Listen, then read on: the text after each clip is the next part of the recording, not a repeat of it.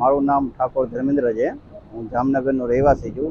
આપણે જોઈએ તો સમર્પણ સર્કલથી આગળ સૈનિક ભવન છે, ત્યાં રેલવે ક્રોસિંગ પાસે કે 2 ઇંચથી પણ ઓછો વરસાદ જોઈએ તો પણ એકદમ થોડાક વરસાદમાં આટલું પાણી ભરાઈ જાય। હજી તો આ પાણી ઉતરી ગયું છે આપણે, નહીં તો પાણી છેડા આપણે ઊભા છે ત્યાં પાર્કિંગ લગી આવી જાય અને રાહદારીઓને એટલી મુશ્કેલી પડે છે કે ચાલવામાં જોઈએ કે ગાડી બંધ પડી જાય। આપ હાલ જોઈ જ રહ્યા છો ગાડીઓ બંધ જ છે।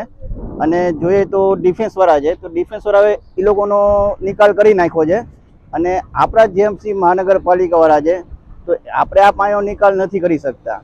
તો એ જરૂરી છે આપણા કોર્પોરેશન તરફથી।